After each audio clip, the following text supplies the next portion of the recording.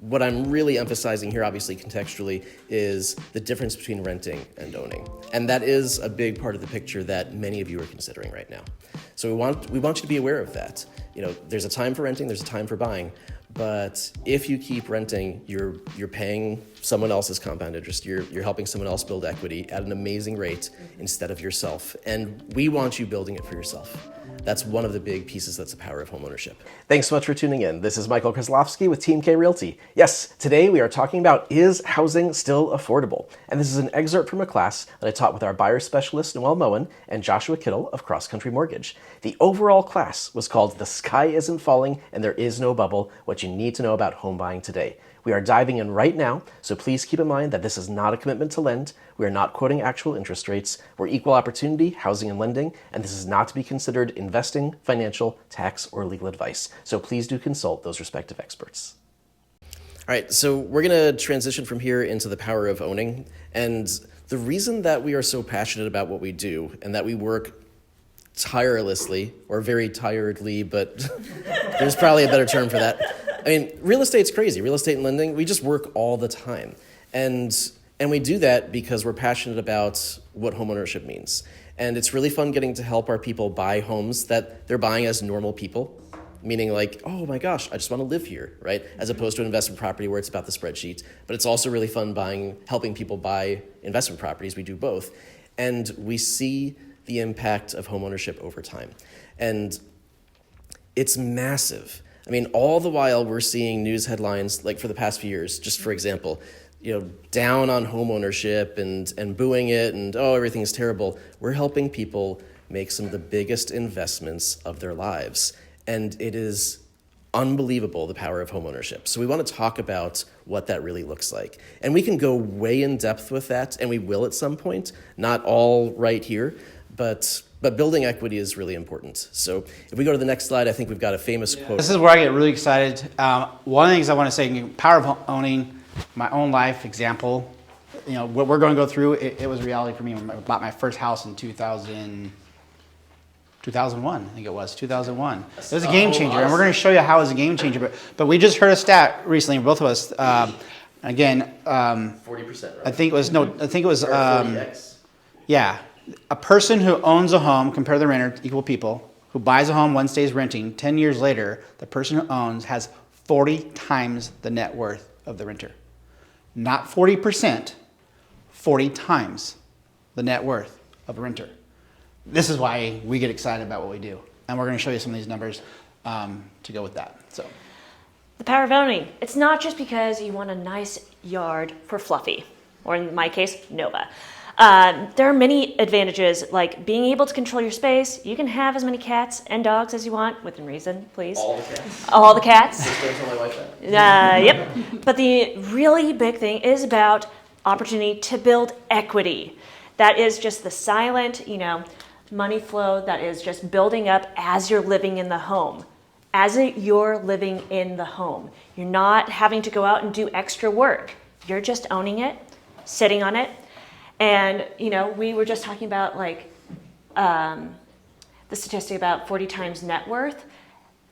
So what does that mean? A person who owns a home has 40 times more net worth than somebody who is renting. So while somebody is maybe saving $1,000, let's just say, outrageously for a rent payment, they are not gaining equity. That is just all going to the other person who owns the property, and they're gaining that equity. Might have to check CC&Rs on those 40 cats. There might be some CC&Rs. Mm-hmm. And as you can see, this wonderful homeowner is so happy. She's smiling because she's making it rain because she has that equity building. I forgot we actually had that on this slide. We just added it yesterday. I was going to say, we added that last minute. We got ahead of ourselves. It's a cool stat. I heard that. I was like, wow. I mean, I knew it was great, but I didn't actually understand it was that great. So, all right. All right. All right, so I love this quote. This is some guy named Albert. And it's compound interest is the eighth wonder of the world. He who understands it earns it. He who doesn't pays it. This is a bit blunt, and it's kind of funny emphasizing this in this particular audience because some of you are my residents in my rental properties. Think about what this means. It's binary. It's one thing or the other. There's no in between here. You're either building equity for someone else or you're building it for yourself.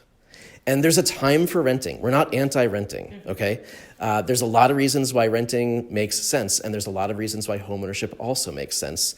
And Noelle, especially when she guides our buyers, always talks about how when it's the right property, at the right price for you, at the right time, that's when you should take action and actually buy it. It's always got to be the right time too, and that depends on what's going on in your life.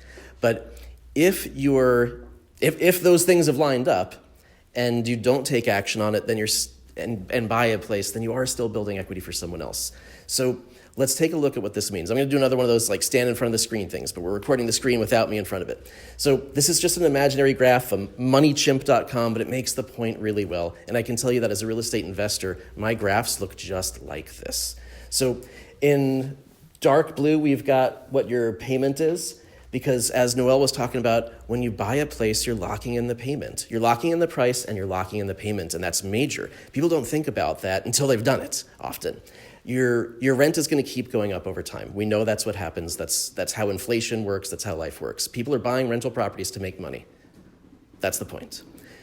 But when you buy a place, your monthly payment is, for the most part, oversimplified, 4 things. Your monthly payment's a pity. Principal and interest, taxes and insurance. The big chunks of that are the principal on the loan and the interest on the loan.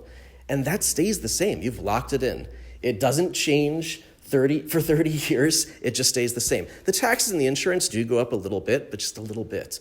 So if you buy a place at the beginning of all this, let's say your mortgage is, I'm going to make up numbers, $1,500 a month. That might sound like a little bit tight right now because maybe you're renting for $1,400 a month. I don't know. Maybe you're renting for a lot less than that. But you know all those people that have lived in their homes for a while and they've been paying their mortgage for a while and they're like, wow, I can't believe my mortgage payment is only $1,500 a month. There's people in this room whose mortgage payment is $1,000 a month because they bought their first home. Gosh, what year was that? Maybe 2015, 2016. I'm closing my eyes because I don't want to like call people out. And I'm like, oh my gosh, you know, your monthly mortgage payment is only $1,000 a month and you've got a 3-bed, 1-bath house. This is outstanding years later. So you lock in that payment and the rest of the world continues to see inflation. If we're looking at the way that you're chipping away at what you owe, we've got the debt going down over time. And I think is that exponential? Is that the right word for it? Just like your equity, if you want to think of it this way, your imaginary bank account, your bank account of what your value is in that home as you're paying for it is going up the same way on an exponential curve. It doesn't make a huge difference, on the first 2 years, but then it starts to really, really climb as you're chipping away at that. And it all comes down to what this guy was saying with the cool hairdo, which is compound interest, right? So, help me out, guys. What's a good definition of compound interest? I should have Wikipedia'd that before standing in front of you. Definition of compound interest? Definition of compound interest. The interest is growing. You're paying interest on interest over time if you're paying it, or you're earning, in this case, earning interest on not just what you are paying off every month, chipping away, but also what the market appreciation is going at, and all that keeps compounding. So if you have $100,000 at 5% compounding, the first year you get $105,000. Simple math, we're not going to add into it. But the next year you earn interest on that earnings, so now you're getting 5% on 105, not 100. And the next year it's going to go, so now you're at 110,100. Now you're going to earn interest on 110,100. That's the compounding effect of the equity in your home, or the compounding effect of in reverse, if you're paying down your mortgage and stuff, it's coming down. But yeah, so compounding. So you're paying or earning on top of what you have. And we know the audience here isn't all, at the moment, people who are renting. We know some of you are already homeowners. But what I'm really emphasizing here, obviously contextually, is the difference between renting and owning. And that is a big part of the picture that many of you are considering right now. So we want you to be aware of that. There's a time for renting, there's a time for buying. But if you keep renting, you're paying someone else's compound interest. You're helping someone else build equity at an amazing rate instead of yourself. And we want you building it for yourself. That's one of the big pieces that's the power of homeownership. All right, so this one's still me. So this is a little bit of a soapbox. Cheap rent is a financial trap. And I know that's overly dramatic, but I feel like I see people fall into this trap. And I think there's a mindset shift that needs to happen here, just globally, so to speak, in perspective. So just to really emphasize the point, when you're renting, and again, there's a time for renting, but when you're renting, it is a guaranteed loss. You know you're never going to see that money again. It's gone. Your monthly payment, your monthly rent payment, is going to probably go up over time. Even if you've got cheap rent right now, and maybe you have one of those landlords who's like, oh, I'll keep it the same or raise it just a little bit. You're still not going to end up living with that landlord literally forever. You're going to end up moving somewhere else, and it's going to adjust, and you're going to keep going up over time. So this can still work out okay for you if you get a place that's cheap rent, if you invest the savings, but most people don't. And even if you invest the savings, I got to tell you, investing in real estate, owning real estate, as opposed to investing the difference if you have cheap rent in like a 401k or something like that, and this is not financial advice, I'm not a financial planner, but the returns on the investment that I'm seeing with my real estate is better than what my financial planner is doing for me, by a long shot. The power is owning over time so that it can compound. And most people, if they get cheap rent, they're not investing the difference. So I don't want you falling into that financial trap thinking that cheap rent is actually saving you money because you're not making any money. So let's stretch the example even more. Let's say you have free rent, because I think there's people in this room that have free rent living with family members, which is awesome at face value. You're still not building equity. So you're not losing, right? You're not actually paying anyone per month, but you're making $0 as opposed to compound interest on an investment. And your monthly payment, your monthly rent will probably increase over time because your family's probably not going to let you live in their basement forever anyway. Like, we know at some point, grandma's going to be like, I'll give you money, sonny, but you have to leave. Like, it's going to happen. And it's because you didn't take the moss off the roof. We all know that too. Closing my eyes so I'm not calling anyone out. You know who I'm talking to right now. Your grandma's pissed because you didn't clean the roof, okay? So yes, it can sound good, and you can try to justify yourself into thinking and staying this way, like, oh, but my rent's cheap or my rent's free. Okay, great, but you're still not making anything. And we've seen the power of ownership. I don't have a slide that I'm going to put up here in this conversation. At a different one, we will.